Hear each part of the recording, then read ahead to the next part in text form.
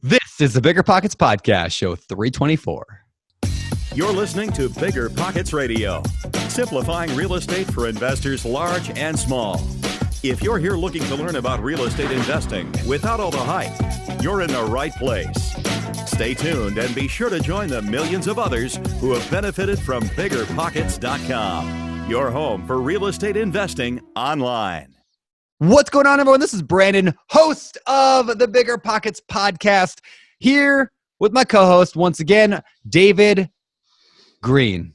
I was going to go with a middle name, but I couldn't remember it. That's fine, because I don't want you knowing my middle name. Secret. David Leonardo Green. What's up? How you been? What's up, man? I've been really good. Just diving deep into this whole real estate world, learn as much as I can. How about you? Yeah, about the same. I mentioned in the show later, I read this really good book recently called Vivid Vision. It was a short, easy read. It took me like an hour. Because I flew from Denver to Salt Lake City for an hour, and I read the entire book in that hour. Then from Salt Lake City to Maui, flying back home was a 7-hour flight. I spent the entire thing building my company's vision, Vivid Vision. And it was one of the most enjoyable flights, and I just have a really clear picture of where I'm headed. So anyway, I think I mentioned it in the show. I think I mentioned a couple weeks ago, so I'm just like fired up about this thing. But yeah, I'm growing 1,000 units within 3 years. Wow. I'm headed. Yeah, 10x, right? All right. So speaking of that, let's get to today's quick tip. All right, so today's quick tip comes from today's show. Today's show is unbelievably good. It's fantastic, very, very fun. And Michael Blanc, who's our guest today, shares a lot of really good advice. But one of the things we talk about, and one of the pieces of advice he gives, I'm going to make the quick tip, and that is like make it easy on people. If you want something from somebody, make it so incredibly easy for them. And in the show, I give an example in my own life of an agent who made something really easy on me and ended up buying a deal with them, and they made a bunch of money off this deal. And I even gave them a couple shout outs on the podcast because they made it easy. So this will help you in every area of your life, but listen for that. But basically, that's the key. Make it easy. And that's all I got about the quick tip. But that's big. I mean, I'm telling you guys, if there's one thing you do well in life, if it's that, you'll be successful. Yeah. Just Brandon and I have so many people that are reaching out that want to learn from us, that want to be around us, that want experience or exposure to what we're doing, but they don't make it easy for us to bring them into our world. So we have no idea how to do it and they miss out. Yeah. Very, very true. So, all right, and that's it. Now let's get to today's show. Today's show is with Michael Blanc, the Michael Blanc. He's been on the show back in episode number 66. Here's the thing. This show is both incredibly high level and incredibly, let's keep the cookies on the lower shelf. In other words, it's kind of like, I remember back in the day when I read the book, The ABCs of Real Estate Investing by Ken McElroy, it was like, this is everything about multifamily you need to know. And it was really like, it sparked my interest in it, which is why I ended up buying my first apartment complex. This episode is going to be like that for you. I really hope so anyway. It's just like, here's everything you ever wanted to know about getting started with buying apartment complexes. And like literally, it's like 30 questions. We just like boom, boom, boom, boom. David and I just go back and forth because we're so interested in this ourselves. And so this show is definitely one you're going to want to take some notes on. Definitely one you might want to listen 1, 2, 3 times. And of course, Michael Blanc, he has a book as well. If this stuff gets overwhelming, he's got a book called Financial Freedom with Real Estate. It's real estate investing. It's really, really good. And so if you want to dive deeper into it, get that book or get the ABCs of Real Estate Investing. There's a lot of books out there, but learn this stuff, right? This is not that complicated, but the first time hearing it, you might be a little overwhelmed if you've never heard this stuff before. But stick with us. You're going to love this show. All about how to get started with real estate investing through apartment complexes. And with that, let's get to today's show. All right, Michael Blanc, welcome to the BiggerPockets Podcast. Again, how you doing, man? I'm doing awesome, man. It's good to talk to you again. Yeah. It's been a while since you were on the show. It was like, what was it, back in the 60s, wasn't it? I don't know. It's been forever. Ago, for sure. Yeah. It's been in like 400 years. So I'm excited to kind of see where you transitioned to where you're at today. And I kind of know the topic of where we're headed today, and that's apartment complex syndication, something that I really want to get more involved in. David, I know, wants to get more involved in. So today, we're just going to pretend that the audience is not here, and we're just going to pick your brain on exactly how we're going to get started with larger syndication. I think that'll be fun. But before we get there, let's just kind of go back. And for those who did not listen to your first episode, who are you? Where'd you come from? How'd you get into real estate? And kind of walk us through your very first kind of entrance into real estate. Yeah. So, I mean, I have a background like many other people. I was taught to get good grades, get a good job. And that's what I did. I got into computer science. So I was actually a programmer, believe it or not. I wasn't a very good programmer, but I was in the right place, right place, right time.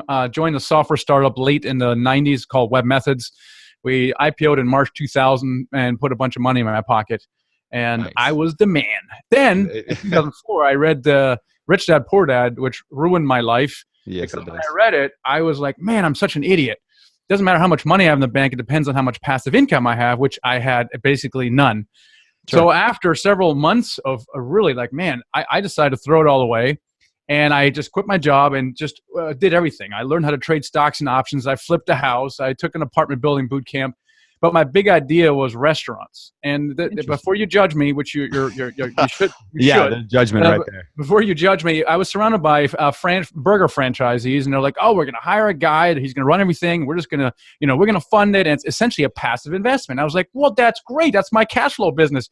So I went all in, Brandon. I just took my chips and went, "Boop, cash flow business. I'm in because I want financial freedom." I'll make a long story short. I subsequently lost my IPO millions in the restaurant experience. Ooh. And added a couple $100,000 of debt on top of that and clawed my way out with real estate and with so many people who have real estate on their mind, single family house investing. In my case, I was flipping houses. I didn't have any money anymore. So I learned how to raise money. And I got into an apartment building, and then after like several years, I was like, man, I'm making great money, but this is such a job. Like I couldn't leave 30 days like I do now, or 60 whenever I want. And I was like, man, I got this. Something's not right. And I determined that I needed to do a little bit less of this and a lot more of that, which is the apartment buildings were sending me mailbox money. And that's kind of when people were asking me, how do you raise money? How do you do apartment buildings? That's when I started blogging for you guys back in 2014. And then doing so, I've come to the conclusion that all the shenanigans I've done, the single best way to achieve financial freedom is with multifamily investing. After all the things I've done, that's why I was so enthusiastic about blogging about it. And then, from that point, we just shifted. We got deals, new connections were made, deals came in, money came in, and that's kind of so now all we're doing is multifamily syndications. Cool. That's great. All right, so. Now that's kind of your story, and that's exactly what I wanted to hear, kind of like how you got started into why you transitioned into apartments. And so, like I said, today's show is going to be a little bit different. I want to really just dive into topical how to invest in apartments. So I want to just kind of go through, I literally listed out 30 questions here. So I don't even have time for everyone, but I thought we'd just go through this. We're just going to call this one-on-one coaching with, 2-on-1 coaching with Michael and David. So let's just kind of run through this stuff. I'm first curious, what do you think is a good size to start with? When you want to get into apartments, like can the 21-year-old who's got no money and nothing, should he go and buy a 200 unit? Is that feasible? What's your general recommendation on where to start with size-wise and where you're at in life? So it's more important that you start with something. I used to think go big or go home, and I no longer think that. And the reason is because I have this thing called the law of the first deal, which says that if you do a multifamily of any size, you will be financially free in 3 to 5 years. And I know that because of my talking with my podcast and talking to people and studying this at great length. And the phenomenon is so universal and so strong, even for people that do a duplex. Yeah. Right? Because what happens is, they do a duplex, which, and then the second deal they do comes in rapid, almost automatic succession, and it's never a duplex again. It's normally around 10 units. The third deal then is always almost around 20 to 30 units, and the deal after that is normally 50 plus. So that to answer your question, it doesn't matter what size it is. However, having said that, it depends a lot on you. If you have, if you're a high income earner and you're trying to replace $10,000 of income, well, you want to find a deal that's both meaningful and achievable. So a duplex in your case would be highly achievable, but maybe not so meaningful. So don't pick a duplex. Pick something more like a 20 unit. So basically you take the edge, you take your comfort zone. What is your comfort zone? And then you want to try to expand it through various different methods and then do that as your first deal. At the end of the day though, Brandon, it doesn't matter what size. It just matters that you do one. I love that. Okay, so I want to pick apart a couple things you just said here in a good way. Because I feel like I'm talking to myself here. I say the same stuff all the time, right? It doesn't really matter what that first deal is as long as you get that first deal. Where a lot of people struggle is they just want that home run deal. That's like the thing they heard that during the deal deep dive on the podcast, that was like a home run that you did after 10 years of doing this, right? They want that deal, and they think that if they can't get that deal, then they probably shouldn't do anything. I love that you just say, like, start with something. On the same token, what you're also talking about is like what I call the stack. I put into this phrase called the stack, and it's this framework of thinking about real estate, right? Where if you start, what a lot of people do is what you and I both did when we got started, right? Like a single family house, maybe flipping a single family house. And what we do is we get stuck in that mode for a long time because we're comfortable. So I love that you said the 2 to maybe 10 to maybe 30. That's the stack, right? It's saying I'm going to push the bounds of what I feel comfortable every single time. So I'm growing exponentially. I'm not just staying nice in my little cocoon of whatever it is that I feel good about. And this is something that I've struggled with a lot over the past decade is I always want to go back to where I feel comfortable. I want to go back to that single family house, to that duplex. Nothing wrong with starting there, but I think it's smart to think, how do I grow? Well, greatness is right outside your comfort zone, always. There's also something you said about the first deal, that home run, and that does hold a lot of people back. Here's the thing about the first deal. The value of the first deal far outweighs any kind of money you can ever make from it.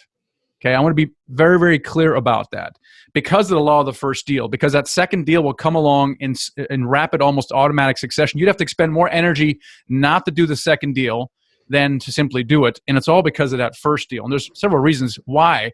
We can go into that if you want. But really, the value of that is much, much higher. So even if someone were to do a mediocre deal, even if you weren't to pay yourself an acquisition fee, or if you were to give up 90% of the equity to your investors, which is insane, but let's say you did that, the value of that first deal far, far, far outweighs any kind of monetary value you would get from it. Yeah, I love that. And that applies to people doing anything. If you're out there saying, I got no money to invest in real estate, I want to buy that first duplex, but I have nothing.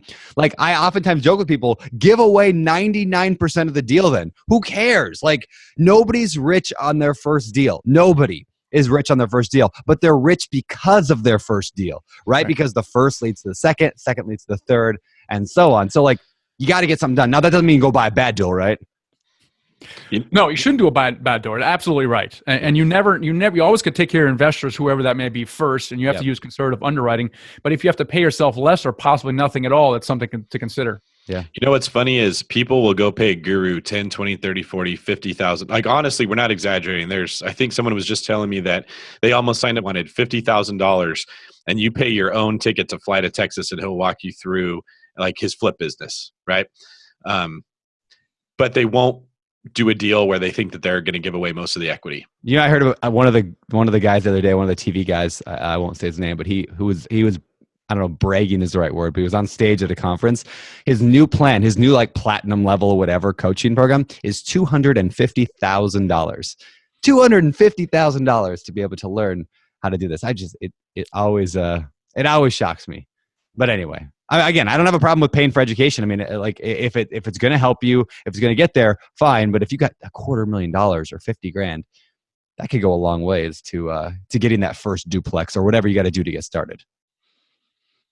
Agreed. Yeah. All right. Well, let's move on. And I'm curious. I'm wondering. Let's go to the syndication versus not syndication. Like, you don't have to syndicate. Maybe we should step back even further. Can you define what syndication is before we start talking about whether or not somebody, and you can tie that into, should somebody do that or just go ahead and just do it all on their own? What are the kind of the pros and cons of each, and what is syndication? Yeah, syndication is really at the heart of what all entrepreneurs do. Entrepreneurs make something happen out of thin air. And that's really what syndication is. A syndicator basically finds a deal, whether it was none, puts a manager in place, and then gets investors, a variety of different investors, to invest the deal. Without that entrepreneur, there would be no deal, right? The investor wouldn't have anything to invest in. Yeah. And so the beauty of a syndication is that I, as an entrepreneur, can do exactly that, make something happen out of thin air, whether I have money or not. The question of whether you should syndicate or not is one of your personal situation and resources. If you have $1 million to deploy and you can fund your own deal, well, there's really no need to syndicate. However, you do 1 or 2 deals, and guess what? You're going to be out of money. So if you want to continue doing that, you're going to end up raising money. So the real thing with syndication is it really allows you to scale. Definitely. Okay, so scaling up. I mean, I know the first time Grant Cardone was on our show, up until that point, he had never syndicated. Up until that point, he had just built all his money over the course of 30, 40 years or whatever. And I think he had I think it was 300 million the first when he was on our show, and I think he's hoping to be at $1 billion by the end of this year, and that was like 2 years ago, right? So he's definitely like, I mean, he made a lot of money to be able to personally go up to $300 million, but now because he's syndicating, he's now shot that up, 300-400% in the last couple of years. So I definitely know what you're saying there, and that's why I'm interested in syndications, because my money will only go so far, right? And it allows you, when I say you, the general, it allows you to get started without any money. If you have zero in your pocket, all of a sudden you get into the apartment building business. And this addresses the major objection that people have in their minds. Oh, I need lots of cash, don't I? Well, you do, but it doesn't have to be your own. Yeah. So if you're going to be investing other people's money, you better know what you're doing. You'd agree, I'm sure, Michael. So let's go through some of the terms that multifamily investors have to understand, so that if you get to the point where you want to borrow someone else's money, you can pitch them, or you can explain to them a deal and they'll feel comfortable with you. The first is what we want to talk about is like the cash on cash return. Can you tell us what that means? Yeah, so cash on cash return, let's say the investor, investor invests $100,000. The cash on cash is, and this is the beauty about multifamily real estate, is that there's actually cash flow distributions. Unlike the stock market, you invest a bunch of money and you make your money when you sell for a gain, presumably. But with multifamily real estate, there's actually rental income, which creates income, which allows you to have distributions. So the cash on cash measures what is my annual cash flow distribution divided by my investment. So if I'm distributing $10,000 to that investor, then the cash on cash return is 10,000 divided by 100,000. So it's a 10% cash on cash return. Okay, so that's the return that you're getting on your money, which is very similar to like a return on investment, like an ROI, right? It's part of it. Now let's talk about the full picture. Thank you for bringing that up. Let's get into the internal rate of return and what that means. So internal rate of return, I'm going to answer this question in a slightly roundabout way. The internal rate of return, or IRR, is a very advanced concept. If you're raising money from friends and family, I would advise that you don't speak about the IRR because it's an advanced thing. What I would advise is that you talk about the average annual return, which is very similar but not mathematically exactly the same. But really the question is, what is my overall return? And that's really what the average annual return measures. So if I put in $100,000 and the investment period is 5 years, I want to know how much money am I going to make overall over the entire life cycle of that. And let's say I'm doubling my money in 5 years. So I'm getting $100,000 back, and I will have made $100,000. And that $100,000 quote profit is made up of the cash flow distributions as well as a profit when we sell at the end. And so now I have that 100% return, let's say, where I doubled my money, and I divide that by the number of years, say 5, and the average annual return is 20%.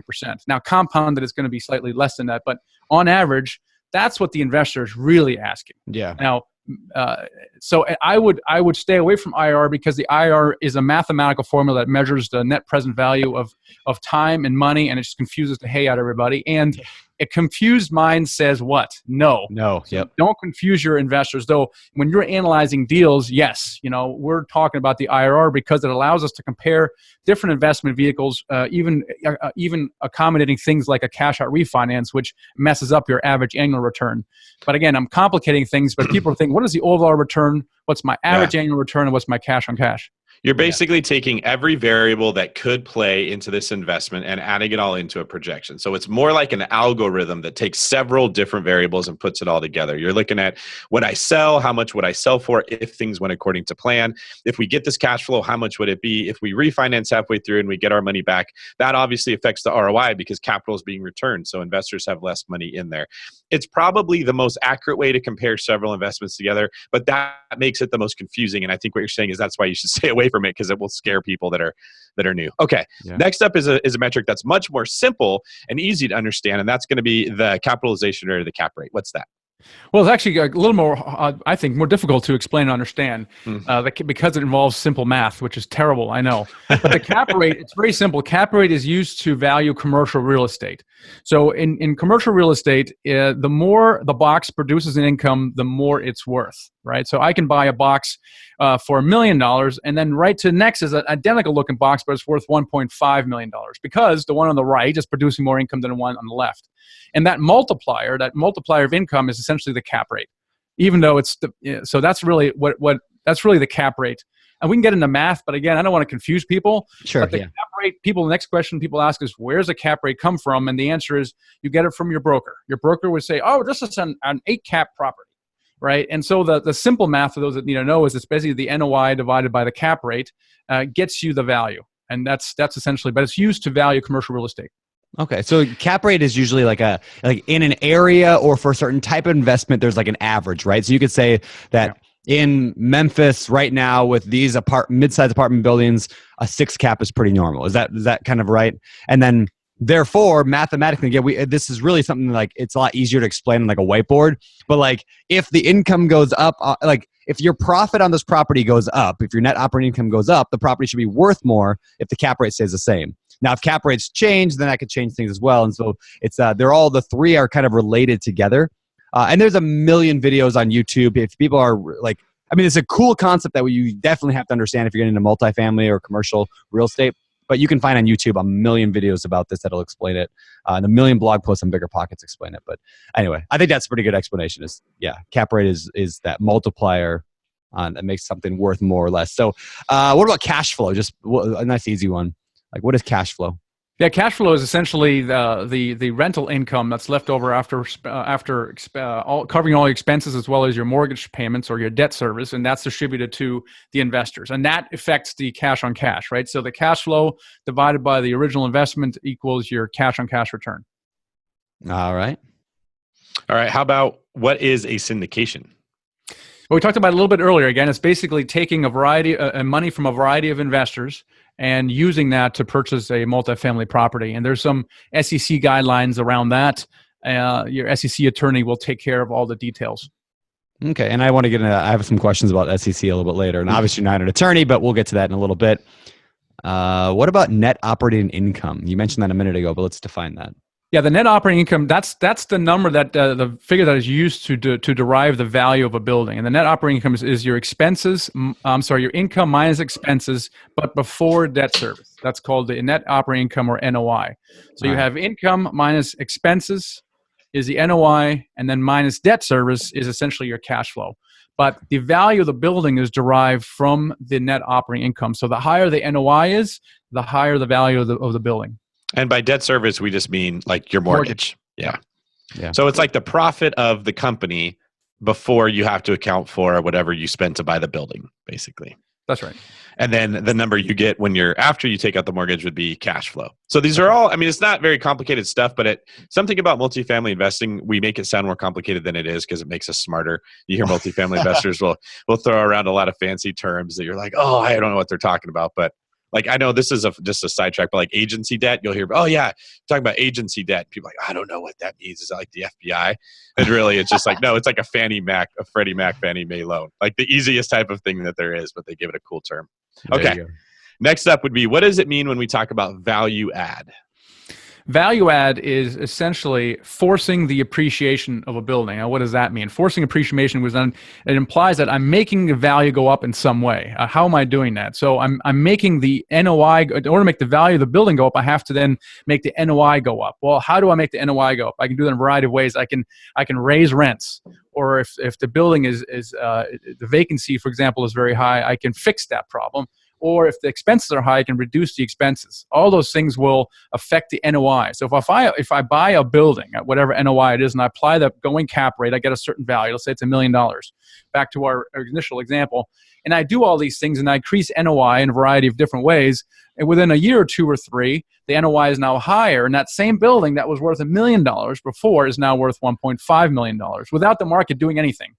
And that's a value add. Value add means that I'm actually adding value. I'm doing a bunch of stuff to add value, and therefore I force appreciation. And that is the beauty of this, because in the house flipping business, I added value in a similar way because I had to make renovations.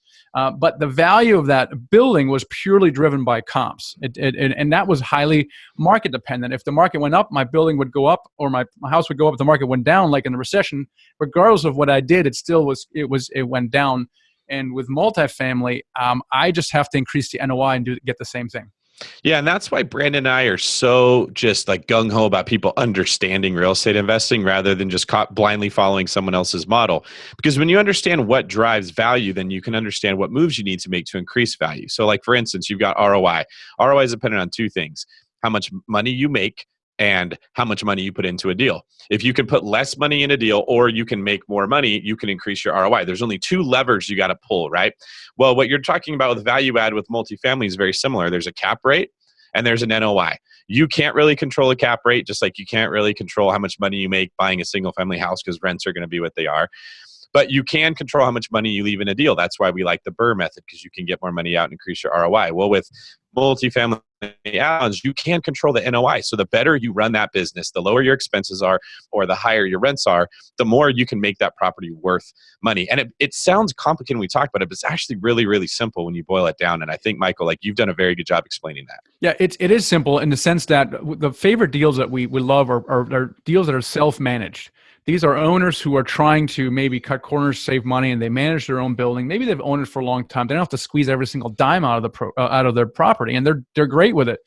But if you take a building like that that's slightly mismanaged or grossly mismanaged, and you put a professional manager in place, that manager now can actually do the value add for you.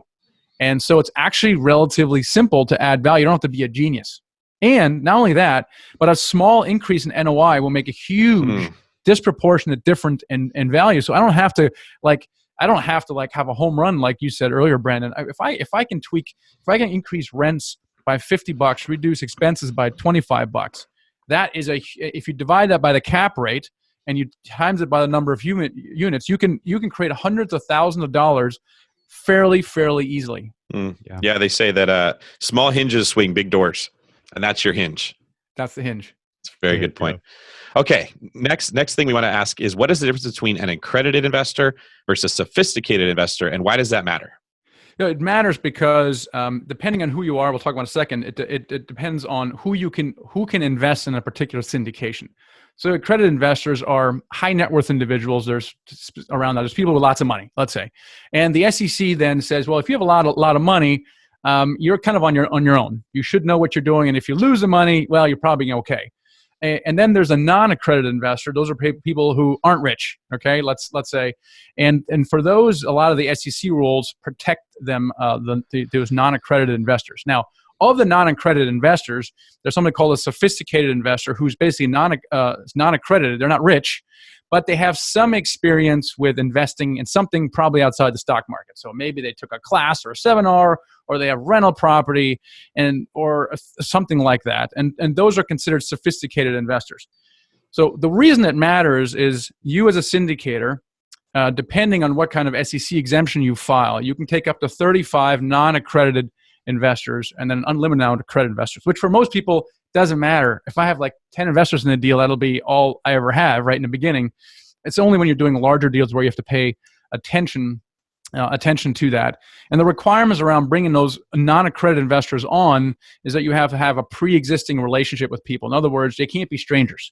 You have to know them, you have to meet them in person, have a phone conversation, an email, or something where you can say, hey, there's a pre-existing relationship, and you can't give them a deal when you first see them. Accredited investors are quite a bit different. Again, because the SEC doesn't really protect them as much as non-accredited. So for the beginner syndicator, the only thing that really matters is how you solicit and bring on investors. So you can't bring on strangers. You can't put up a billboard. You can't advertise. It has to be all pre-existing relationships. Yeah, and that's a tough line sometimes, I feel like. And I just went to a Joe Fairless's conference, and a lot of that conversation was on syndication. And it's interesting, like, the gray that's in there. Like, what is a pre-existing relationship exactly? I mean, like, how many conversations? How close do you have to be? I mean, somebody listens to you on a podcast and calls you up. Does that count? And a lot of that stuff is kind of left to the courts to someday decide, it seems like. Is that true? Do you have any insight on that?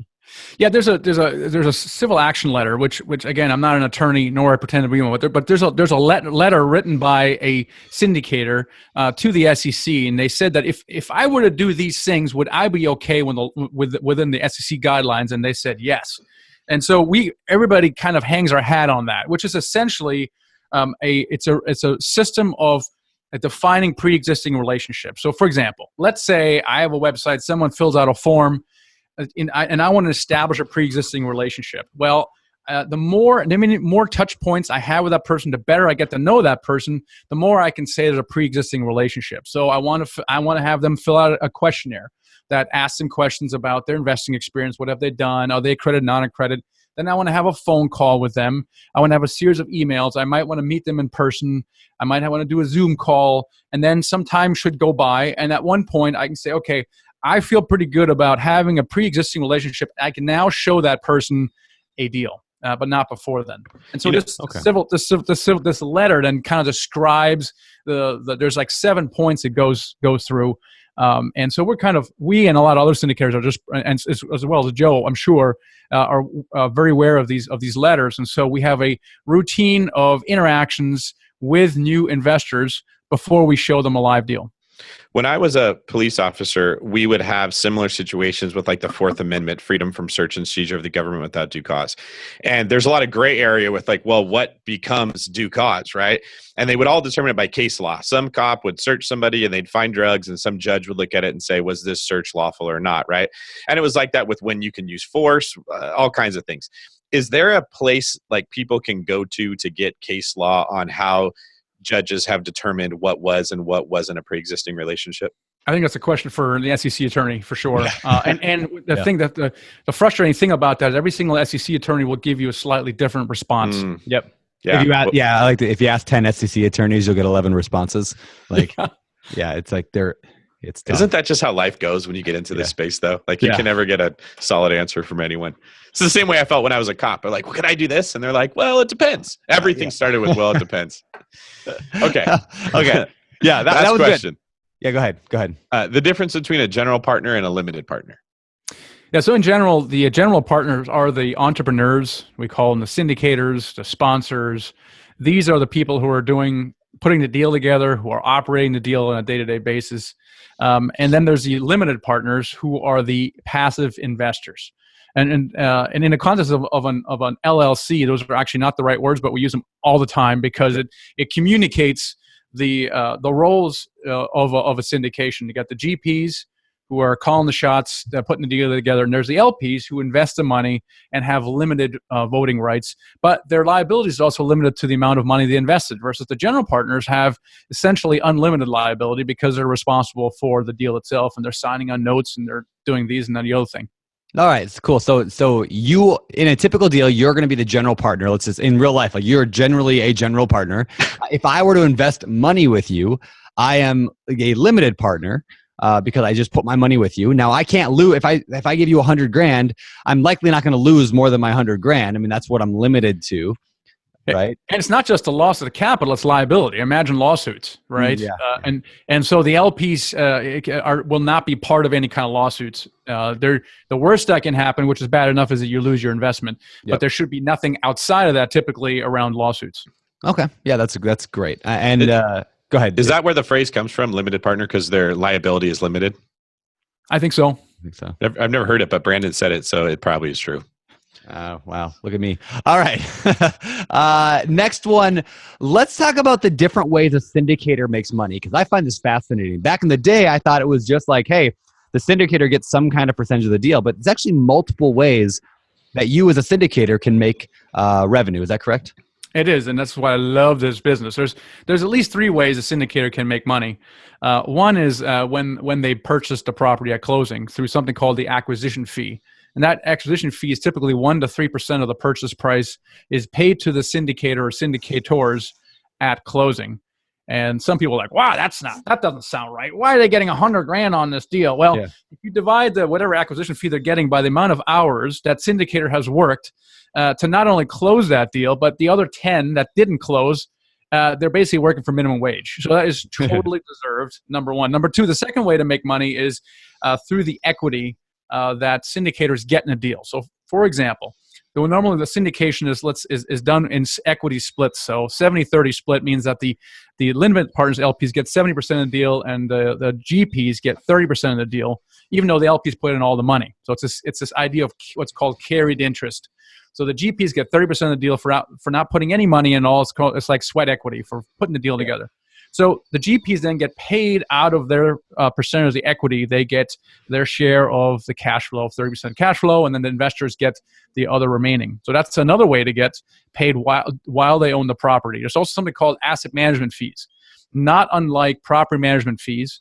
And this is for essentially managing the asset. And it's expressed in a variety of different ways. It could be a percentage of NOI. It could be a percentage of income collected. It could be a variety of those things. But the idea is The asset management fees are there to cover overhead on the behalf of the syndicator while they're managing the asset.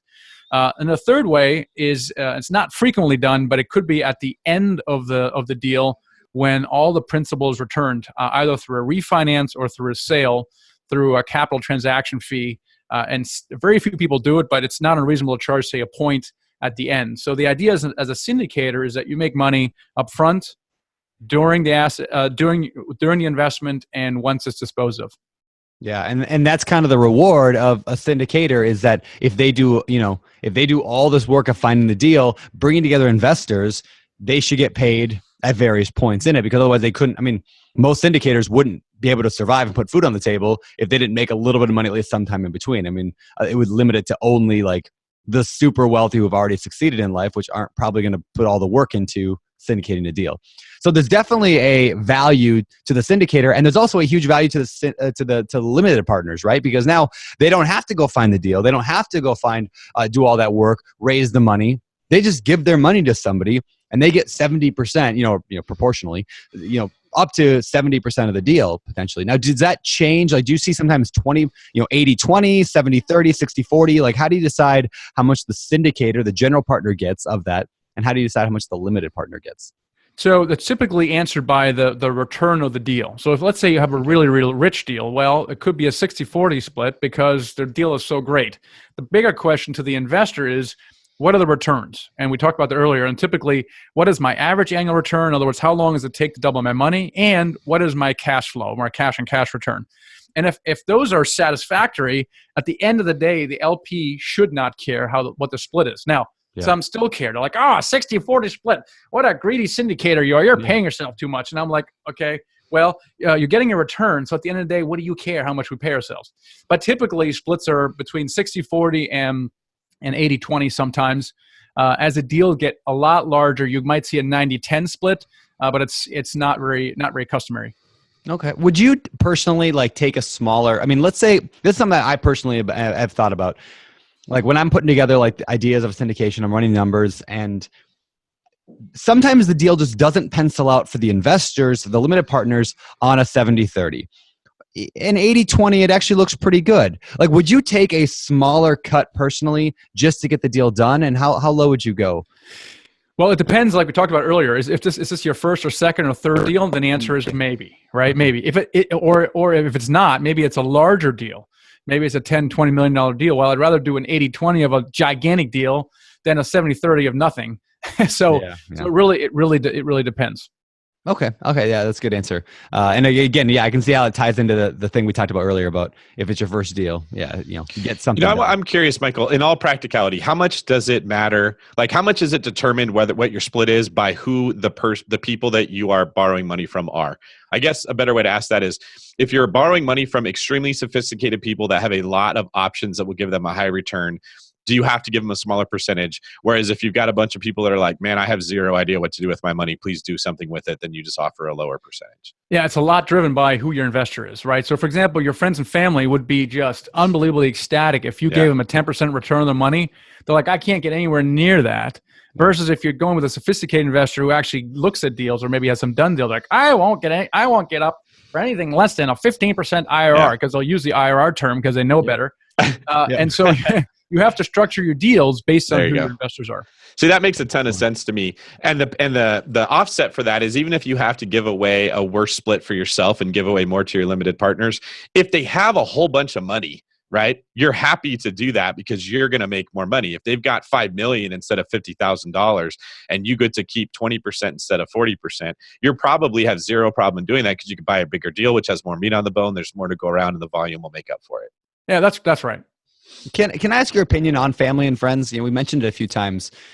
How do you feel about borrowing money from grandma or from Uncle John on your first or second syndication deal? I would address that the same question as taking money from anybody, whether it's your friends, family, or people you're networking with. First of all, you shouldn't be taking money unless you know what the heck you're doing, first of all. And you shouldn't be taking money where it's the last money that someone has. This is why I advise, the minimum investment really should be $50,000. Don't invest money at $10, $15, $20,000 at a time. And I just look from my own experience. Every time, especially when you do it early on, you just want to take people's money, and you're taking $25,000, and it's the non-sophisticated investor whose last $25,000 you took that are constantly calling you every single week. Hey, how's my money doing? How about now? Why is my check late? Where's my check? And you don't want to deal with people like that. So, take grandma's check. Just under those parameters. Okay. Yeah, that's really good. Cause I mean, I've gone back and forth on that, but it's true. Like the people who are the non-sophisticated ones are the ones calling you, because the other ones, like, they just trust the process is going to work itself out in the end. All right. One more question before we get into location on, finding deals and all that.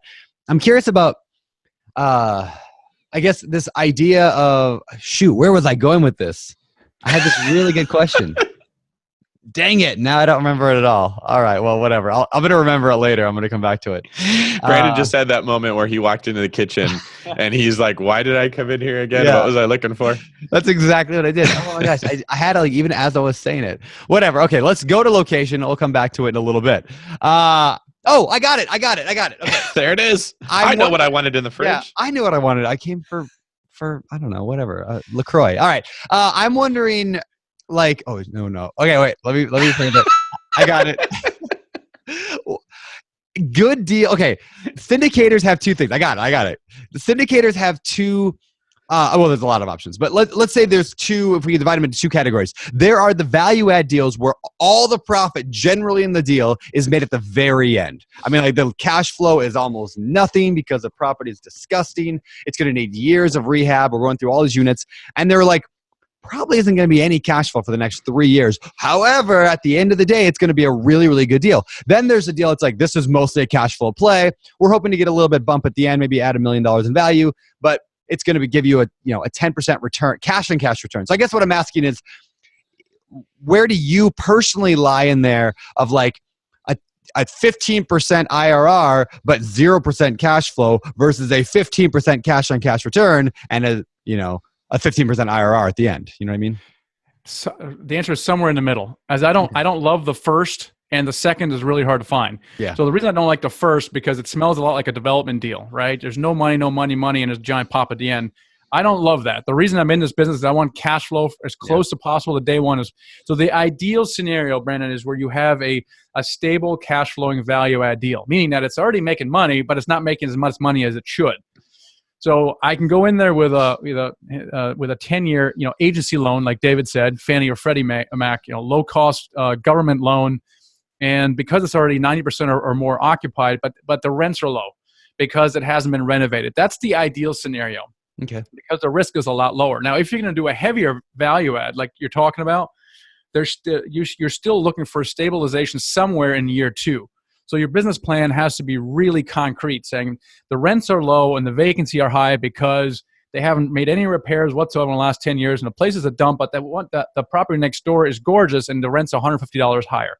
Which I go in there and I hire a general contractor, and they're just going to clean everything up and renovate the units, and they get a strong property manager to lease up the units. By the time year 2 starts, I should already start having cash flow. So it's not ideal to not have cash flow for more than, 6 to 12 months. Okay. And then one more follow-up question on that. I know we're getting real deep in this, and I hope people don't mind, but like, this is something else I've been dealing with both in my own personal investments and in what I plan to do in the future. Let's just say you raise money for a deal and it needs a lot of CapEx, a lot of like that fix up in the beginning. Do you have a separate pot for that money that doesn't affect the cash flow? Because I mean, if you think about it, let's say your property cash flowed $100,000 this month, but you also had $100,000 in CapEx that you already knew was going to be there. You already raised money for. It's separate, right? Do you distribute that $100,000 in cash flow to your investors, or do you just say, "Hey, it's basically a wash. We made no money this month"? You know what I mean? Does that make sense? Where I'm going with that? It depends. It depends what the $100,000 is for, right? If the $100,000 is for improvements, renovations, you better use it for that purpose. Otherwise, you can't execute on your business plan. Yeah. Right. However, the general rule of thumb is to always raise more money than you think you need. So in this case, let's say I raise $100,000 more just for good measure. Let's say because for emergencies, and it's a good thing to do. But let's say you've gotten your wrapped your head around that you stabilize the property after 12 months. You still have the $100,000. You've already done all your renovations. You don't really foresee anything major. Well, then you might want to just return that $100,000, maybe not as a return, but as capital. And your operating agreement can allow for that. So now what you're doing is it's not a return, but you're reducing the principal that was invested in the deal. So you have so many different options. You can do really whatever you want. Okay. All right. Cool. Let's move on. Location. How do you find a good place to invest? There's a lot of markets places you should invest. Local, long distance, how do you research it? What can you tell us about location?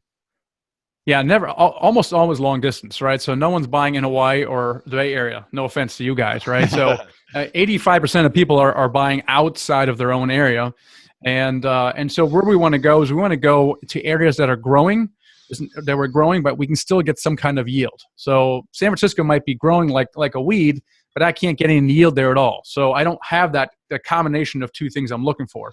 Versus, for example, Jacksonville, Florida, crazy demographic growth, and the cap rates are still reasonable. So I want to find areas like that. And then within the area, obviously the submarket is very important, right? So, you want to go into areas that even within an area is going to be growing. And so I want to buy in that area. So it's essentially under the guise of a rising tide lifts all boats. So if I buy in that way, I could theoretically still screw up the purchase. And within 2 years, it'll fix my mistake if I do that. Okay. All right. Good answer. Where are you investing? So we're going to be in the Sun Belt. So we're in Jacksonville, Orlando. Florida is a great market. Alabama, Huntsville, Birmingham. We're in Memphis not because it's a growth market, but it's a high cash flow market. So we love Memphis for that reason. I know you do as well. Texas is very great. Austin, Houston, Dallas, very competitive. Atlanta, great market, also competitive.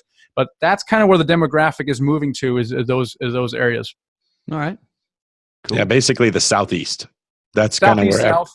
Yeah, anything that's warm, basically. Wherever the sun's shining, that's where people want to be. It's the same thing I tell people. It's actually, it sounds really simple, but it's true. People are moving into those areas. If you look at like the population of the United States, it looks like someone took the whole thing and tilted it and everything's sliding down and to the right.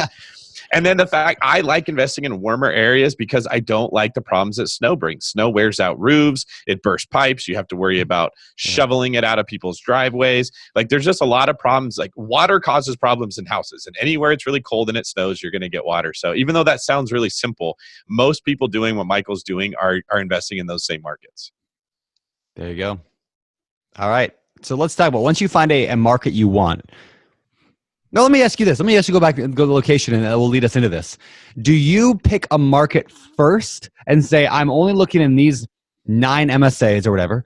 Or do you just start meeting brokers and looking at deals or whatever in the entire Southeast and then evaluate the market after you find the deal? No, you should probably evaluate the markets first because there's only so many hours in a day. So, you study these markets and you pick maybe your top market, your top 2 market. You want to pick a market or markets that are big enough for you to generate the deal flow you need. So let's say if you want to analyze 2 deals a week, well, that means that whatever market or markets you pick should produce that level of volume. And if it doesn't, you should pick a larger market or maybe pick a second or possibly a third market. Okay. I like that. That's really, really good advice. So, okay, once you got your market, then how do we find them? I mean, what are you typically doing? Are you doing direct mail, anything creative like that? Or is it just brokers? What's your process? I love the creative stuff, but in this particular case, it's not a house flipping business. Yep. The number one way to find these deals is through brokers. And it's all about the relationship with those brokers. The good brokers, it's like the 80-20 rule, right? So 20% of the brokers control 80% of the volume in a business. So you want to get to know those brokers and you want to build a relationship with them. And so what you're looking for is the point where they call you a week before they put a listing out. They'll say, hey, Brandon, I got this thing coming out. I'm still working on the marketing package. But if you come in at this point, I don't have to do a bunch of work and I could sell it without doing a listing of some sort. And that's really the magic. And that's something that someone starting from scratch can get into within 90 days, to educate themselves, use the right language, build their team. As they approach the brokers, they seem very credible. They meet with them in person, maybe to tour some properties. And so getting to that level doesn't take years. It takes weeks and maybe a few months. But that's where the magic happens, is reaching out to more and more brokers and generating that deal flow and building that rapport with them.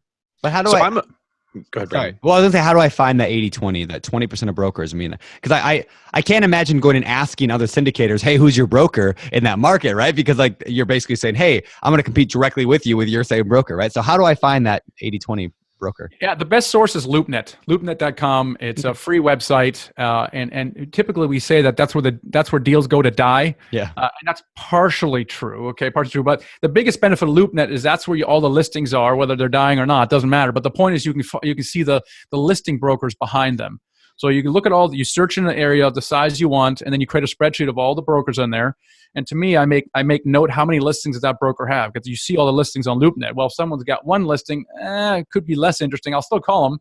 But if someone has a half a dozen listings, now it's a clue that this guy might be, or gal might be a good broker.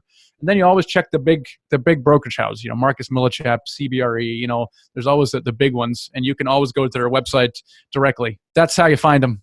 So Brandon and I always say that, and by Brandon and I mean me and Brandon agrees, that rock stars know rock stars, right? So if you want to deal with the top 20% of brokers, which you do, you need to be the top 20% of investors, because they're like, the rock stars can sniff out if you're a pretender, if you're legit. Can you give us some practical advice for someone who's newer, who wants to desperately be in that top 20%, what they need to know and how they need to communicate? Yeah, it's actually much easier than people think. People just overcomplicate this thing. But I talk about education a lot. You need to have education. We threw out a lot of terms here today, but you need to know what those are. You need to use the right language, and you need to build your team. So as you approach a broker, when they say, "Hey, tell me about yourself," you're not actually really talking about yourself. You're talking about your team. You're talking about the property manager that manages 5,000 units in Atlanta that the broker probably already knows, right? You're doing that kind of stuff. Yeah. And to elevate yourself quickly in the top 20% of a broker, all you got to do is when you get a deal from them is get back to them within 24 hours with feedback on that deal. So we have something called a 10-minute offer. It allows you to make an offer within 10 minutes of getting a marketing package. Fairly simple. And if you do that, and I polled some of our brokers about this, I said, well, how many of people on your list actually get back to you in a deal? 25% will respond. So if you're one of those 25%, you'll be automatically in the 25%. So good. That's so good. And this is true for everything in life. Like people want their job to be easier. If you just understand this thing in all human civilization, right? If people want their job easier, if you can make someone's job easier for them, they will instantly like you, instantly want to do business with you, right? And that applies for anything. Contractors, if you make their life better, make their job easier, boom. If you're trying to raise money, make it easy on your investors, right? Present the deal in a way that's easy. Don't complicate it with IRR when it's your grandma, right?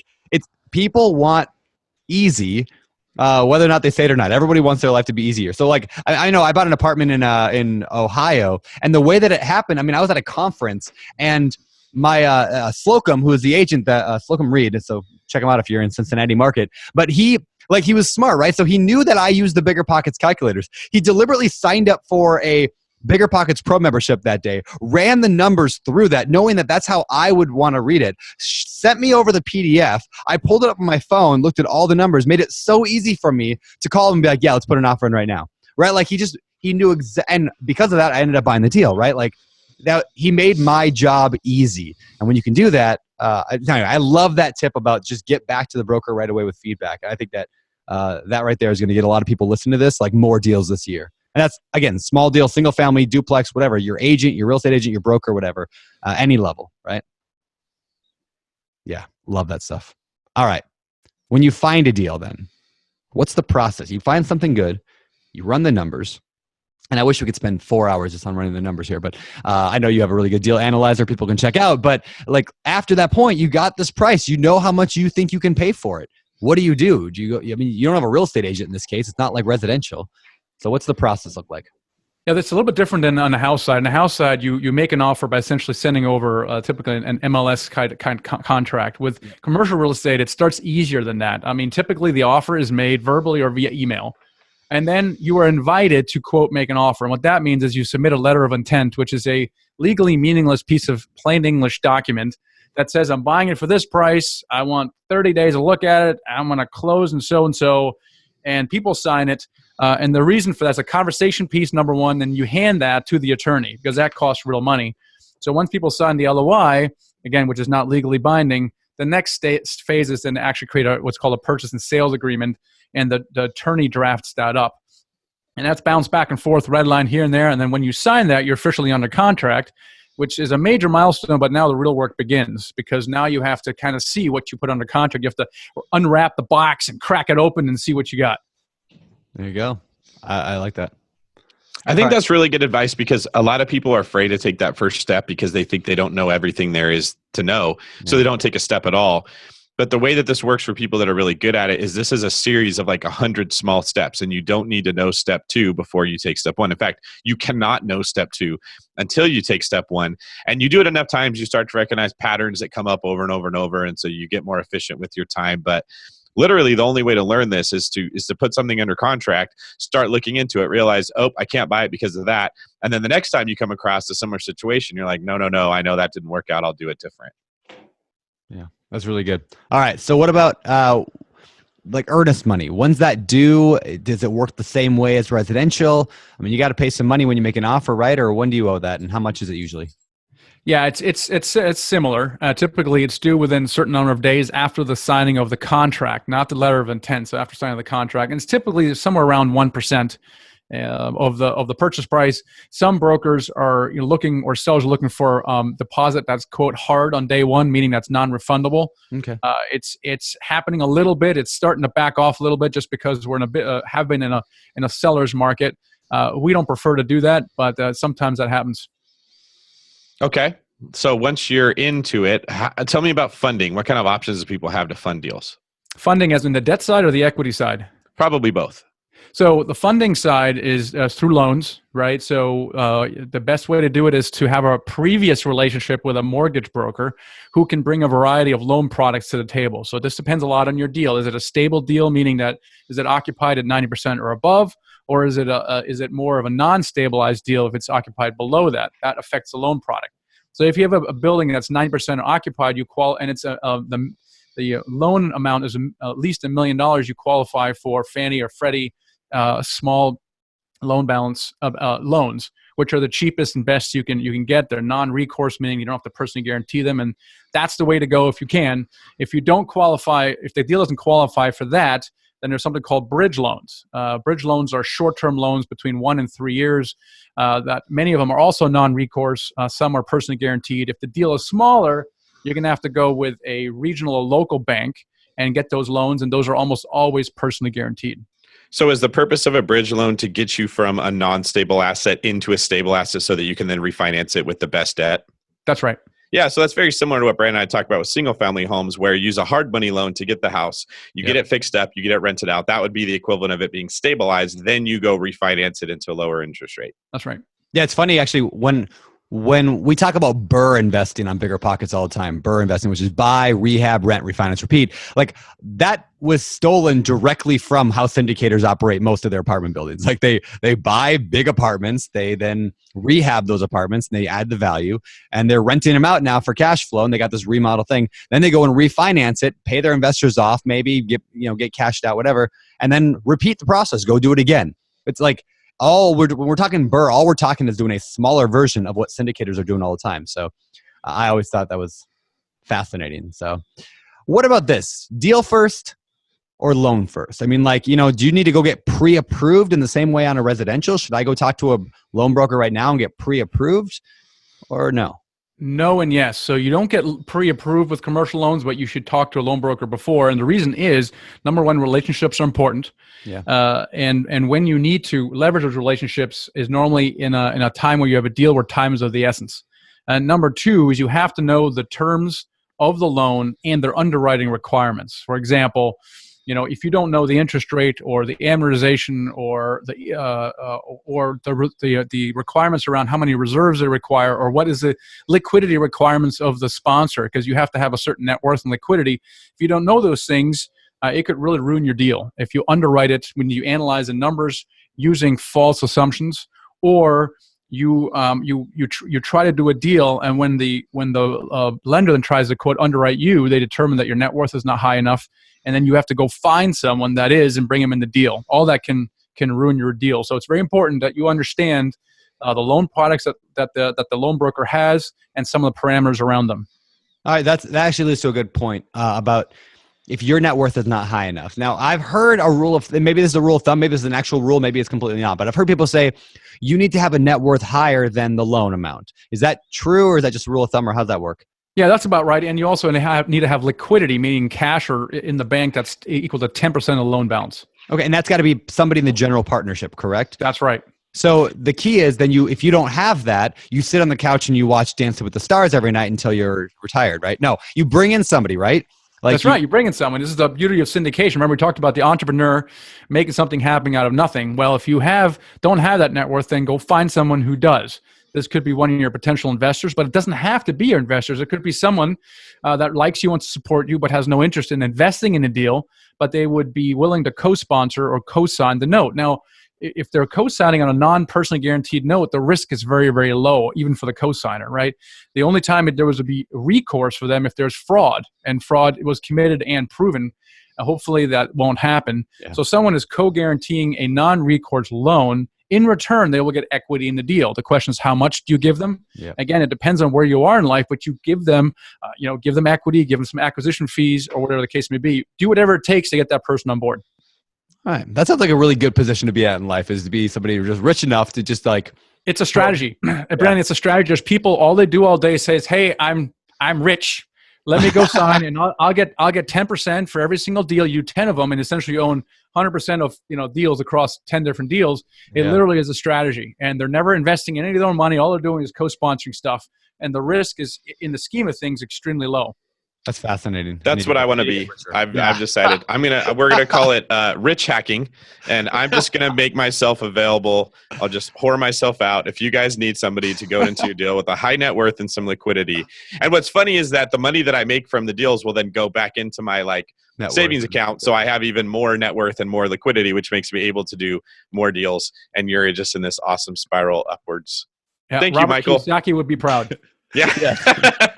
That's a good point. All right. Okay. This is awesome. So now that I know I want to do this, and I obviously have to start moving forward, I need to build a team. So tell me, where should I start with building my team, and who are the team members I'm going to need? So we talked about the mortgage broker. That's the second most important team member. The first one by far is the property manager. And it's not for the reasons you think. Yes, they're going to manage my property, which you think is sequentially after you close the deal. No, the property manager will help you buy the property. So if your business plan calls for $5,000 a unit to get a $100 rent bump, my first question is, how do you know? Are you making this up? Did you go to rentometer.com? Yeah. And the answer better be no, because I talked to 3 property managers, and this is what they told me. They all told me the same thing. I'm like, okay, now we got something. Yeah, that's great. That's great. So what about negotiation tricks? When they come back, do you know what? Not any tricks, or just tips or advice on the negotiation process? So I don't know about tips or tricks, but there are some things that are very, very important. There's at least two major mistakes that people make. One is the point at which due diligence begins. So most contracts read, hey, from you have 30 days from the signing of this contract to complete your due diligence, which sounds great. But the problem is, what if it takes the seller 2 weeks to give you all the documents that you requested? What? So all of a sudden you have 2 weeks to do due diligence? That doesn't sound right. Yeah. So make sure due diligence starts at the point where you receive all the documents. They can take a year for all you care. Don't matter. Clock that doesn't start ticking until you have all the documents. So that's number one. Number two, always get contract extensions, because here's what happens. Okay, and it's hardly ever your fault. The bank almost always takes longer for reasons you can't control. It's all over the board. The reason why, sometimes we never know. But if you don't have contract extensions, if the bank or the lender takes longer than the 45 or 60 days that they promised, you're essentially in default. Now, the seller may give you an extension because they want to, otherwise they'd have to start over again, but sometimes they don't. We've had sellers where they felt that they should have gotten more, and so they actually are looking for a way to get out. So that's a problem. So what we do is we always have at least one, if not more, extensions in return for additional deposit. Right? So pick your favorite deposit, but I could say for an extra quarter point, I'm buying myself a 30-day extension. And we propose unlimited extensions, and then there might be a back and forth on it, and maybe you end up on 2 or 3 or maybe 1. But that is by far those 2 tips, if you got to insist on those 2. Perfect. I love that. That's great. All right. So what about like management? Now you close the deal, you get through the whole process. Oh, actually, before we get there, title companies, are they the same ones who close this, or is it attorneys, or both? Yeah, it's normally attorney with a title company. So Okay. you're in this, unlike with residential, where you not really working with an attorney. You are always working with an attorney, and you're always working with your own attorney. You're not sharing one with the seller. Okay. You have your own attorney, and they're going to be helping you with a purchase and sales contract. They're also going to help you with a closing. Okay. Cool. So now you buy the thing, and now you are going to manage it. Now you're not out there swinging a hammer. You're not showing up at the office every day at the apartment building managing, correct? Like, how does the management part work on a syndication deal? Yeah. So while you're doing due diligence and before you've closed the contract, you should have interviewed and vetted and selected your ideal property management company. And once you've selected them, you sign a management agreement that becomes effective pending the closing of the deal. And so the morning after, or the day after, or the hour after you close, there's a plan in place where the property manager walks in. They put letters on everybody's door. Here's the new address to send your rents to. They take the keys and they move into the office, and we start managing the asset. All right, that makes sense. Cool. And then I'm wondering, how much work do you spend managing your manager? I mean, like, and that actually ties into the next question. I'll just ask both right here, and then we can go back to the management part. One of the things I've held back from the syndication model is because I feel like I'm just getting into another job. Like, it's a lot of work. I mean, like, there's a lot of steps here. Does it get easier over time once you buy it? Does it really reduce your hours down to something that's more manageable, or like, and then how does the property manager play into that? So the short answer is yes. However, a lot of it hinges on the quality of your property manager. So you can have a property manager who's not good, and all you're doing is chasing them, micromanaging them, pulling your hair, or in your case, beard out. Okay, so that's the other extreme, and you're spending way more on managing a property than you should. On the other hand, you have a property manager who's just high quality, stable, just getting the job done. And the extent of our management is a 30-minute call with them where we talk through any issues. They're already putting out reports, so I already get my dashboards. So just talking about action items and things that we want to do. Very, very simple. On the investor side, depending on what stage you're in, you might have 10 investors or so for the first deal, let's say. That's not a lot of extra work. So once a month, you're putting out a report. Once a quarter, you're sending out checks. As you get a little larger, there are websites and systems out there that help you automate that. So you load your investors into a deal. It's like a CRM system. It allows you to email them, upload reports, and it just eases all that stuff. So really all you're doing is you're uploading a report, which you should be doing anyway for your own benefit, and then communicating it out. So really, this is one of the things I love is there's no such thing as passive income. I truly believe that. I used to think there was, but there isn't. And this is not completely passive. The only passive thing, no, I was going to say something that's not true either, is, but it's a highly, highly leveraged activity. I mean, in 30 minutes, I can quote manage a 321 unit building.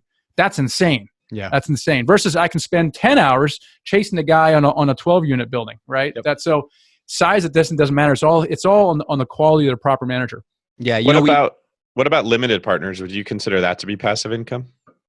Yes, largely, yeah. But they still have to go to the bank, right? They still have to wire. I mean, I've been a limited partner a couple times now, and like it's still. Oh, I love this. Only Brandon considers it work to have to go to the bank to wire money. This is ridiculous. I have to wait in line.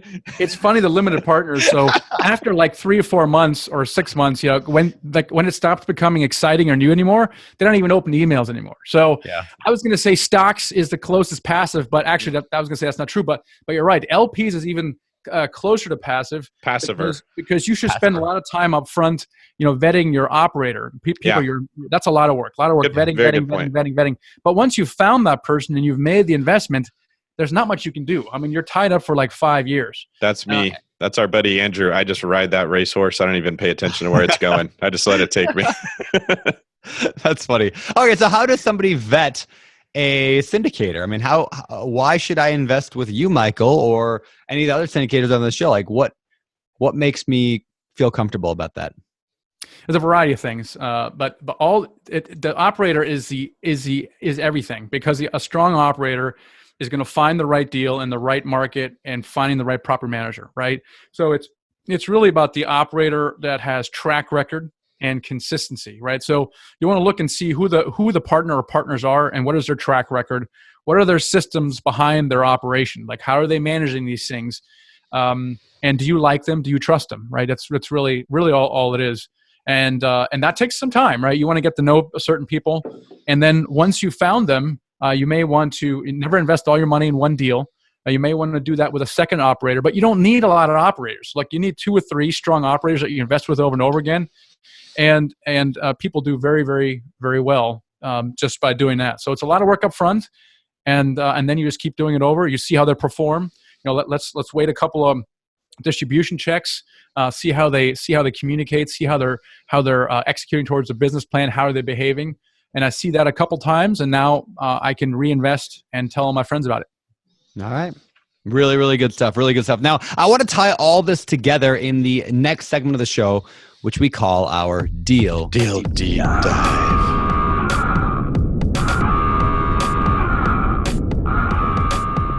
All right, let's get to the Deal Deep Dive. This is the part of the show where we dive deep into one particular deal that you've done, something that you want to talk about. It could be a good deal, it could be a bad deal, it could be something. We're going to ask you just a bunch of specific questions, actually very much related to what we just went through for the last 20 minutes in theory. Now we're going to go into practical. So, do you have something in mind, a recent deal, something, Michael, we can dig into? Sure. It's a 321 unit in Memphis. All right. That was my first question, is what was it and where was it? So, all right. Next one. I'll go, how did you find it? So we found it back through making something happen out of nothing. We found it through a deal finder, by joint venturing with someone who had a deal, young guy, didn't have any money but had hustle, found this deal, brought it to us, and we partnered with him, raised the money on it. Okay. That's how we found it. Cool. And how much did you pay for it? So we paid about $7 million for it. We had a $4 million renovation budget. Wow. So that's a pretty big reno. Okay. How did you, any negotiation stories, tricks, things that you worked in there, didn't work in there? What was negotiation? No, not really. I mean, we just pay attention to some of the 2 things that we talked about earlier. Okay. And those are really, really important, because sometimes it does take 10, 14 days to get all the documents, especially on a property like that. Yeah. And I can't remember offhand whether we needed to have that extension, but the probability is pretty high that we exercise at least one. Okay. All right. And yeah, go ahead, David. I didn't even steal your question. How did you fund this bad boy? So we funded it again, joint venturing. We raised money from direct investors as well, but we also had a joint venture partner. Actually, we had 2 in the deal. And again, the joint venturing is kind of the key idea with multifamily, as you can tell. We joint venture a lot. Joe Fairless joint ventures a lot. It's just a really cool, exciting thing where we joint venture with deal finders and also capital raisers. So we had a couple capital raisers in the deal. And the capital raiser possibly starts off as a passive investor, really likes it, tells her friends about it, and then brings the capital into a syndication. And in return, they become a general partner. And what I love about it is that the result is exactly the same. They get equity in the deal, they get passive income, and they get long-term wealth. So we partner with a couple of capital raisers in addition to raising some of their own capital, and it allowed us to raise a lot more. And this is a very common model, which then increases your capacity to raise money. That's cool. So I had not even known about this, and I feel silly saying this because like I've been in the industry for so long, but I didn't know this is how it was done until just fairly recently. That like you as a syndicator can bring in other general partners who have the other strengths that maybe you don't have or you don't have time for, right? So you bring in the capital raisers and they become part of the deal, but they're out there raising money from their family, friends, colleagues, whatever, because they are in those circles and they like doing that. And then there's you bring in a partner who is really good at working with brokers and negotiating and finding deals, and they're in a good market. Maybe they can go check things out, whatever. And you're all part of the general partnership together in a way, because like it's what we always talk about the show is like focus on your strengths, figure out what you're good at. What do you like doing? I mean, that makes me so happy. Yeah, and it should, right? So if someone's a relationship person and the idea of an Excel spreadsheet just wants to make them slit their wrists, right? Well, then they're gonna it's literally a career path. It's a career path where all they do is raise money, and then we see partnerships forming between 2 different kinds of people: the relationship people and the analytical people, right? So if you're an analytical person, detail oriented, the relationship guy is not, right? Yep. They like the relationship people. So we see a lot of partnerships forming. In that regard, one of them raises the money and has a relationship with a broker. The other guy does the analysis, the chief underwriter, and the due diligence. And those partnerships work fabulous. Yeah. Anyway, it makes me happy because I as I said before, like there's some things I'm just not good at. I know that. Like I'm not real great at raising money. I mean, I have a big platform and I reach a lot of people, but like talking to people raising money is not one of my strengths. But I love all day long, like digging through numbers and going through spreadsheets and figuring out what I can pay. I'll do that all day long. So I actually recently, just a couple weeks ago, I sat down and I worked out there's a book called A Vivid Vision. It's like, basically like you write down a document exactly what you want your company to look like in a few years.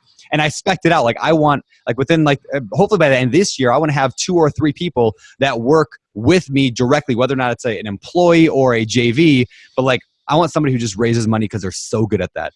And I want somebody else who's just really good at building relationships with brokers. And like, that's what I'm building right now in my own real estate business. Because for that same reason, the JV thing, anyway, it just makes me happy to know that even though I've got weaknesses in life, there's ways to compensate. You don't have to just sit on the couch and watch Dancing with the Stars. You can go out there and invest anyway. Yeah. And if you want to know what your strengths are, I would highly recommend taking the DISC assessment with our sponsor on here, BiggerPockets, Wise Hire. You can take a free assessment on their website, find out where you fit on the DISC profile, find somebody who's opposite of you, and that could be a good potential partner. Wow. All right, fancy. Michael, you mentioned having a big reno budget, which was actually, I mean, if it was a $7 million deal and $4 million was for the renovation, that's huge. Tell me, like, what did you do with this deal once you had it fixed up? So this was a compounded value add deal, meaning there were multiple problems with it, which is one of the reasons we loved it so much. So the vacancy was high. It was about 30%. The question is why, right? Is the market bad or is it something else? So this is an important question to answer. The answer to that question is they just didn't turn units over. The comps were all 96% occupied. Now, the question is, why weren't they turning units over? You got to understand these things. It was an older partnership. One of the senior partners had passed away, and there was a younger partner that came on, and he wanted to take the company into senior living, which is highly profitable. They built this thing in the 70s and 80s. It was probably paid off, making a gobs of money for them. They don't need to, like I said, get the last dime out of that one. Then, because of that, the rents were under market. So just as the units were, they were probably about $75 under market compared to the comps in the existing condition. But then there were other comps that were improved considerably so. And so there was another $75 rent bump. So you go in there with a $4 million renovation budget, meaning you're going to replace the roof, parking lot, new lights, camera system, playground, fire pit. You're putting $5,000 per unit in.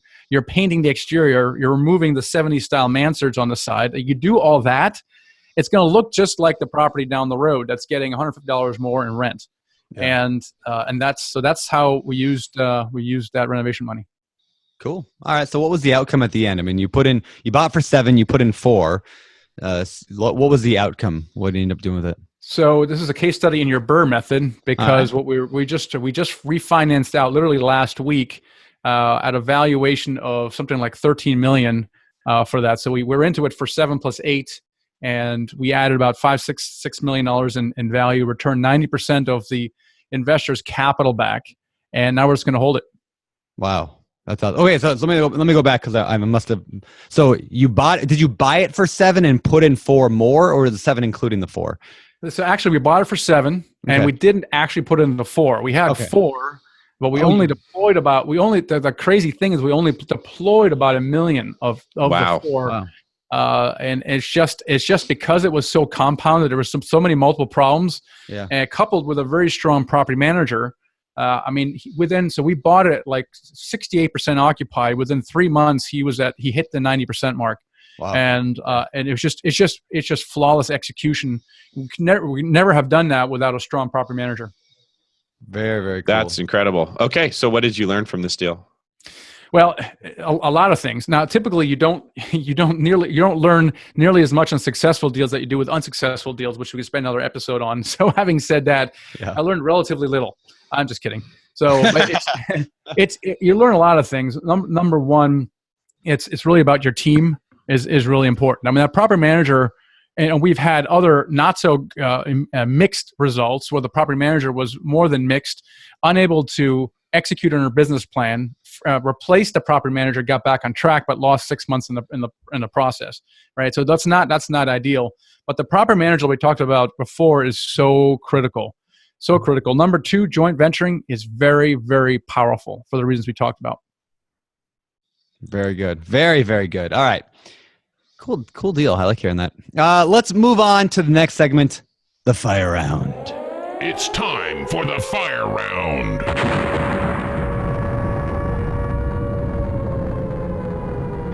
All right, it's time for the world famous fire round. These questions come direct out of the BiggerPockets forums, which you can visit at biggerpockets.com/forums. And let's see what you got to say. So, number one, let's see. This is from AJ, I think that is. AJ, I'm new to investing and I want to be a house hacker. So I want to buy like a duplex, triplex, fourplex, live in one unit in Baton Rouge, LA. Oh, no, not LA, Baton Rouge, Louisiana. So I can live free and learn how to be a landlord on a small scale first. When finding a potential small multifamily deal, what are some of the things I need to request from the listing agent or seller to completely analyze this deal? So I wouldn't, first of all, I wouldn't rely on the listing agent at all, right? So with anything less than 5 units, you can look at the rental. You have to look at the rental income, but it's not going to be valued. It's going to be comps. So you want to look at the comps from your listing agent. Obviously, you want to understand what the rents are, so you can kind of figure out, can I cover my expenses, my mortgage? But it's all going to be comps driven. House hacking, by the way, is a fabulous way to get started. And I've talked to several people. That's exactly how they got started. They got an FHA loan, 3% down. It's crazy, insane. You got to live in it for a year, but it's fantastic. So my counsel is try to get something that's undervalued, meaning that it's maybe vacant or partially vacant or kind of needs repair, and do the same thing we talked about here. While it's not going to be income driven, comps are also driven by condition, as everybody knows, right? So the income is not so important, but the way it looks is very, very important. But I love that, AJ. So that's a great way to get started in the business. Cool. All right. Next question is from Zach. He says, I'm new to real estate investing, and I just spoke to an investor whose niche is Section 8 housing. This seems to be an interesting niche market. Do you have any experience with Section 8? And if so, how has it gone? Yes, I do have experience with Section 8, and it went well, but it was very painful. This was a property in Washington, D.C., and Section 8 is definitely a specialty. I'm not saying you shouldn't do it. DC is difficult because not so much because of Section 8, but because of the landlord-tenant laws are highly favorable to tenants. Makes it very difficult to manage in that, and similar, I suspect, from what I've heard in New York and California. But Section 8 is, in fact, a strategy, kind of like student housing. The property manager is key. So when we first did that deal, I had the wrong property manager in place, just didn't know what they were doing, constantly struggling, and then we replaced them with someone who specialized in Section 8, knows all the organization, knows all the inspectors, and it was like, wow, it was like night and day. So if that's what you want to do, I think it's especially if you want to help out lower income, it's definitely a strategy. Just make sure your property manager is in line with that asset. There you go. All right, next one. We kind of touched on this already, but it's a good one, so we'll ask it quick. I've settled on what I think is a great market for my first multifamily purchase. Who should I form a relationship with first? A broker, a lender, a property manager, or a contractor? So it's like David Green here talks a lot about the core 4, which are like those 4 people, right? Broker, lender, property manager, and contractor.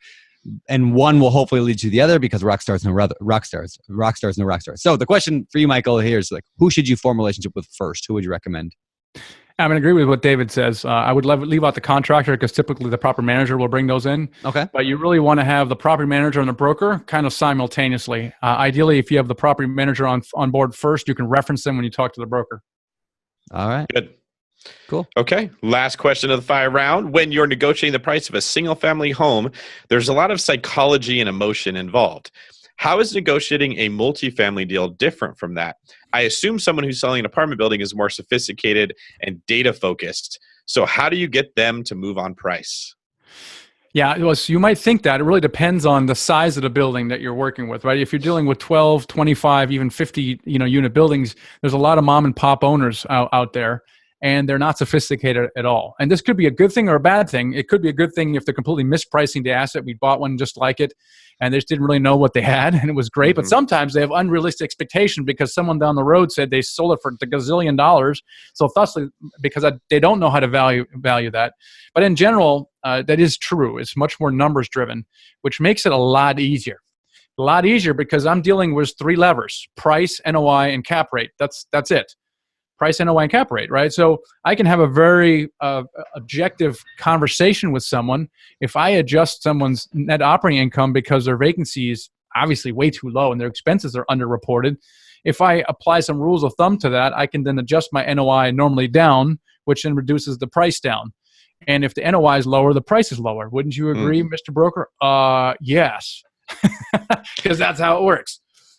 I love that you boiled it down into those three levers, right? Like when you understand what generates value in an asset class, it becomes very simple to understand what to do. And you just do a very good job, Michael, of explaining that. So it seems a lot less daunting than it might from an unsophisticated perspective. Very good. Very good. All right. Well, that's pretty much the end of our famous fire round. So yeah, let's head into the famous four. Let's head into the famous four. Wait, we didn't do the sound effect. Cue it here. Famous Four. The Famous Four is the part of the show where we ask guests every week the same four questions. And we've asked you this, Michael, now, 500 years ago when you were on the show last time, but we're going to ask you again for the Famous Four here. Question number one. Michael, other than your own, which you have a fantastic book, but other than your own, what's your favorite real estate related book? What's a real estate book you can recommend? Well, I did enjoy yours that you put out a couple of years ago, the How We Bought the 24 unit. That was awesome because it makes a lot of my points. It's just, hey, you got started, you got it done, you were creative. I love that. Matt Faircloth's recent book on raising money is fabulous. Yeah. Because I interviewed him a little while ago, Raising Private Capital, Building Your Real Estate Empire. Really good job on that. I'd say my recent favorite non-real estate book, though I apply it to real estate, is probably The One Thing by Gary Keller. Mm-hmm. It just clarified so many things for me and then gave me the tools to actually just work on that one thing. Cool. That's awesome. Since you answered question number 2 with question number 1, you're an efficient man, clearly a multifamily investor. Tell us what are... Maybe he has another recommendation. Maybe. I don't know. Oh, do you have a second non-real estate book that you really like? One that made a lot of difference to me about 2.5 years ago was The Miracle Morning by Hal Elrod. In fact, he's speaking at our event later in the summer, so I'm really excited to have him on board. So awesome. I know, Brandon, you know Hal. But that made a pretty big difference because I've always been struggling kind of with a morning routine. Like, how do I structure it? What do I do? And he really makes that very actionable. So that's made a pretty big difference to me. Do you know, actually, the reason we're all here right now, the reason me and David Green here are like besties is because of Hal Elrod, actually. Wow. Hal Elrod was the... whatever you want to call that, the hinge between David and I. He introduced us all together, and this is why we're here today. So thank you, Hal. Yeah. How was the matchmaker that made this magic happen? Matchmaker, matchmaker, make me a match. All right. Next one, number 3. What are some of your hobbies? So I love to travel. That's my number one thing. And I love to travel with my family. So we travel at least 30 days out of the year. If we can do it longer than that, then that's ideal. So like in one shot, or do you do a lot of separate little trips? Ideally in one shot, and as you know, we can do this business anywhere in the world, and so why not do it? Why why look at the same 4 walls every time when you can be in Prague or in in Mexico or wherever the case may be? So and our entire team is virtual as well for that same reason. Other than that, play competitive tennis, probably less than I used to and less than I should, but those are some of my hobbies. Nice. Brandon likes to travel too. He travels to Starbucks in all kinds of different places. Starbucks in Rome, Starbucks in Prague, Starbucks in Hawaii. This is a true story. We went to Paris a few years ago, and this is like 8 years ago now. And my wife and I literally walked for hours and hours trying to find a Starbucks. Like, how could there not be a Starbucks in Paris? We finally found one. It made our life. It made the whole trip worth it. There was also the Eiffel Tower crap, but really it was Starbucks that we were there. All right. You had to walk past all those horrible French coffee shops to try to find the good Starbucks in the city of Paris. Exactly. Yeah, we're not going to go with that French coffee garbage. Crap. That's garbage. Yeah. Hey, Michael, because I didn't ask you this earlier and I should have, and I want to now, and I'm going to totally break apart the famous 4 here.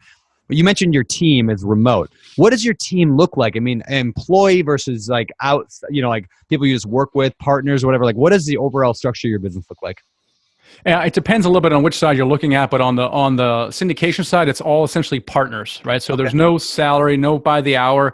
Everyone's working for equity. Okay. That's really it is. And on the other side, they're paid as a contractor. They're either paid as almost like a partner, or they're all entrepreneurs at the heart of it. So that's kind of why we love working in this environment. Yeah. Do you have people who just like underwrite? Again, I know we're breaking the four, like who just like, you just have underwrite deals left and right because like, as a first pass before you get to them? Yes, we do actually, and a lot of other people do as well. Yeah. And they use whatever analyzer tool you just tell them to use it. And so by the time it gets to your desk, there's a certain amount of pre-qualification that they've done to the deal. So if you're doing volume or you're a busy guy or gal or you don't love the underwriting process, it's a great way. You might pay them, $20 an hour and give them a sliver of equity once you close a deal. And there are people out there a lot, and like I said, we see a lot of partnerships forming in that way. Yeah. Well, I know both David and I are beginning to look into having those people on our team. So if there's people listening to this right now, you've made it through a whole hour and a half long show on this stuff, and you're interested, reach out to one of us, and maybe Michael too. If you like analyzing deals, you're good at it. Maybe you're a high C. Yeah, high C, right? Like you like crunching numbers. Yeah, reach out to any of the three of us. I bet we could chat. So, all right, going back to the famous four. What do you believe sets apart successful syndicators from those who give up, they fail, or they never get started? Yeah, so I thought some time about this thing, and I think it's really, really fundamental. There's various tactics and mindset things, but really fundamentally, it comes down to deciding. Here's what I mean by that. Okay, so one of my favorite quotes is a quote by Tony Robbins. It's on my wall here. It is in your moments of decision that your destiny is shaped. What I've found is I study people who are successful and who never get out of the gate. It comes down to them deciding that enough is enough, deciding that being in the same place this time next year is no longer acceptable to them. And typically there's some kind of trigger event. It could be a health event, or it could be an experience with their daughter about missing their recital the next day, and something just clicks in their mind going, hey, I've been working for 20 years. If I keep this up, I'm going to work another 20 years and I'm going to miss my kids grow up. Yeah. Or whatever the case may be. And something happens inside then where they've decided that this can no longer go on. And if they've truly decided that, what happens is there can be no other result but that which they've already decided. Yep. On the other hand, there's other people who have not decided. Here's what this looks like. Oh, yes, I'm ready to get started in multifamily investing. All right, great. Well, you got to make time for that. Oh, yeah, I'll make time for that. 2 months later, they take a promotion at work, which requires them to travel nonstop. Well, wait, let me get this straight. You just told me you were trying to find time to get started. Now you accepted a promotion. So you just lied to yourself and me in the process. And that's a difference what I mean by people who have truly decided and then make decisions and set priorities accordingly. Wow. You sound like Brandon Turner during a webinar right now. I'm getting chills. Speaking of webinars, BiggerPockets.com/webinar. You can sign up for one. All right. That's really free real estate. You got to be there. It's free real estate. Brandon's webinars are incredible. Okay, well, Michael, this has been probably one of my favorite episodes, mostly because we just feel like we got to rip free knowledge out of you to help our own businesses. And if 250,000 other people are listening, well, that's cool, but it really, Brandon and I benefited. Can you tell me, for people that are fascinated by what you do, what you know, and what you can do for them, how can they find out more about you? I mean, the first thing is just to check out my book, which is called Financial Freedom with Real Estate Investing. And it's on Amazon. It's a bright yellow cover, Financial Freedom with Real Estate Investing. It really embodies a lot of what we talked about here. It's really the mission that I'm passionate about. If people want to quit their jobs with real estate and they got real estate in their mind, strongly consider multifamily, even if they have no prior experience or cash. That's probably a great entry point into that world. The website is themichaelblanc.com. That's THE, Michael, and then BLANK.com. That's how people can find me. Perfect, dude. Well, thank you very, very much. This has been just really, really, really fantastic. So thank you. And, we'll see you around. I'll have to get you back on the show again someday in the future and kind of see when you get to that $1 billion level. I don't know. Is that a goal of yours? Sure. Absolutely. All right. I like it. All right. Well, thank you, Michael, and we'll see you around. Thanks. All right. That was our show with the Michael Blanc. Fantastic. Love that. Love that guy. Like, I just feel like I learned, like my brain grew 3 sizes. Kind of like the Grinch, his heart grew 3 sizes. Yeah, my brain just went do, just like that. I don't know if your head has the capacity to get any bigger. I don't know if that's. I have a pretty big head, but it can get bigger though. It's got room. Yeah, that was an awesome show. I mean, that was just so much actionable meat and potatoes type stuff. Like normally, you got to pay a lot of money to get information like that. So Michael did a great job. Yeah, it was really, really good. So cool. Well, everybody, take one thing from today's show and go apply it to your life, right? Maybe that means you're going to listen to it again and go try to pull out a couple things, but like, this stuff, knowledge alone isn't enough, right? It's got to be knowledge plus action. So take some action. If you're driving to work right now, you're driving home from work, like that's great. Learning this stuff is important and you should continue to do so. But it doesn't matter if you don't put it into action. So go to your calendar, put it in there. Hey, at this time, I'm going to contact this broker. At this time, I'm going to go on Loopnet and go find some brokers. Or at this time, I'm going to go and run the numbers on my first multifamily and see what it looks like. That's so important, is to get that on your calendar. It'll increase the chance of you actually doing it. That's all I got. Off my soapbox. Let's get out of here. All right. This was an awesome time. This is David Green for Brandon Big Ol' Head Turner signing off. You're listening to BiggerPockets Radio, simplifying real estate for investors large and small. If you're here looking to learn about real estate investing without all the hype, you're in the right place. Be sure to join the millions of others who have benefited from BiggerPockets.com, your home for real estate investing online.